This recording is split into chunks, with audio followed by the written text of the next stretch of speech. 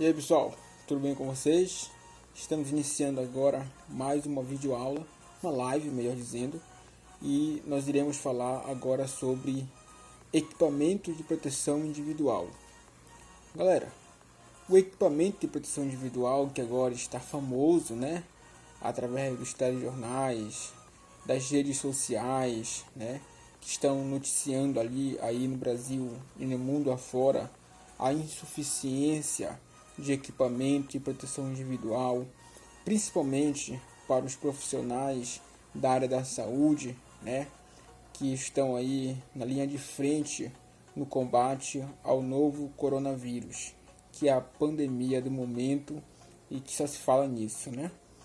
E então, mas eu quero que vocês entendam que equipamento de proteção individual não é somente estes destinados aos profissionais da área da saúde. Não, existem outros equipamentos de proteção individual que são destinados a outros profissionais de diferentes áreas do conhecimento, ok?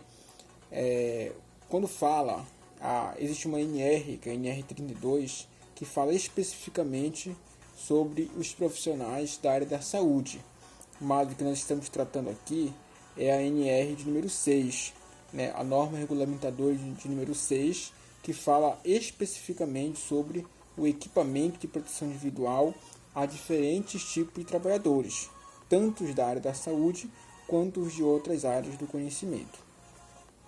Galera, esse equipamento, como já falamos, serve para proteger, para resguardar a integridade física do trabalhador contra os agentes, né, que oferecem riscos, de diferentes tipos de riscos: químico, físico, biológico, ergonômico, acidentes e etc.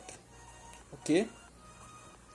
Pessoal, é importante a gente entender que o equipamento de proteção individual, mesmo que ele seja fabricado no Brasil, ou seja, que ele seja de fabricação nacional, ou se ele for importado, quando ele é colocado à venda ou ele é utilizado, ele precisa, né, da indicação do certificado de aprovação, né? Esse certificado de aprovação que é emitido por um órgão competente. Então, não importa se ele foi importado de outro país, né? Se ele foi fabricado no Brasil, se ele está à venda ou está sendo utilizado, é de suma importância que ele tenha o certificado de aprovação emitido por um órgão competente. Ok? Galera, é de responsabilidade da empresa fornecer de forma gratuita o equipamento de proteção individual aos trabalhadores, ok?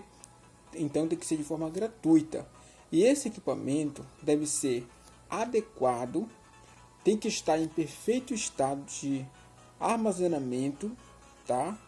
E de conservação, de preservação, para que o trabalhador possa ter aquele equipamento e ele venha realmente lhe proteger. Então tem que ser um equipamento adequado, de acordo com o risco em que o trabalhador está sendo exposto, ok?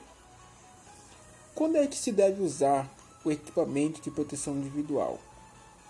Se deve usar quando o equipamento de proteção coletiva, chamado EPC, não oferece uma completa proteção a esse trabalhador, ou quando o equipamento de proteção coletiva ele está sendo implantado, está em fase de implantação, ou ainda em uma situação de emergência, como é o caso agora, por exemplo, do Covid-19.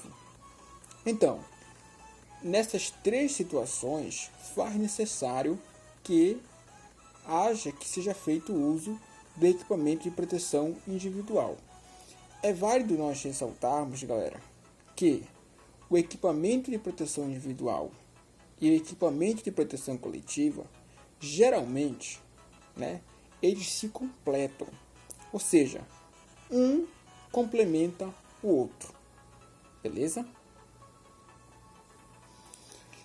É importante nós ressaltarmos que é de inteira responsabilidade do empregador adquirir o equipamento de proteção individual de forma adequada ao risco de cada atividade. Ou seja, que dependendo da atividade em que a empresa, em que o estabelecimento desenvolve e o risco em que esse trabalhador é exposto, o empregador deve adquirir o equipamento apropriado, específico para proteger o trabalhador daquele determinado risco em que seu trabalhador está sendo exposto. É de responsabilidade do empregador exigir o uso do equipamento de proteção individual. Não basta somente ter o EPI, é preciso que o empregado possa usar, o trabalhador possa usar o equipamento de proteção individual. É dever do empregador fornecer ao trabalhador, somente o equipamento de proteção individual que for aprovado pelo órgão nacional competente em matéria de segurança e saúde no trabalho. Ou seja, o empregador não pode oferecer ao empregado um equipamento de proteção individual que não tenha adequabilidade ou que não tenha segurança. Por quê? Se é para garantir segurança ao trabalhador, não pode ser um EPI sem segurança. Tem que ter segurança, tem que ser aprovado pelo órgão competente do país, especificamente do Ministério do Trabalho e Emprego. O empregador tem como dever também orientar e treinar o trabalhador sobre o uso do equipamento de proteção individual, o uso adequado, claro, a guarda e a conservação dos mesmos. Vale ressaltar que a conservação, e a guarda dos EPIs são obrigações compartilhadas entre o empregador e o empregado, ok? Galera, é obrigação, é de inteira responsabilidade do empregado, usar o equipamento de proteção individual. E isso ele deve usar apenas quando é para a finalidade em que esse equipamento se destina. Ele não pode usar em outros ambientes, outros locais em que o equipamento não é destinado. Tem que ser de acordo com a finalidade em que o equipamento de proteção individual ele é destinado. É responsabilidade do empregado guardar e conservar o equipamento de proteção individual. Como eu falei, essa responsabilidade ela é compartilhada entre o empregador e o empregado. É dever do empregado comunicar ao empregador qualquer alteração que o equipamento de proteção individual possa apresentar. Ou seja, se ele está impróprio para o uso, se ele tem algum defeito, alguma inadequabilidade ou algo do tipo, o empregado tem que comunicar ao empregador e o empregador, por sua vez, vai estar comunicando ao Ministério do Trabalho e Emprego, que foi o qual deu o certificado de aprovação para que aquele produto, aquele equipamento, seja utilizado. É dever do empregado cumprir as determinações do empregador sobre o uso adequado do EPI. Então não adianta o empregador falar, dar treinamento, curso de como usar, se o empregado não fizer isso.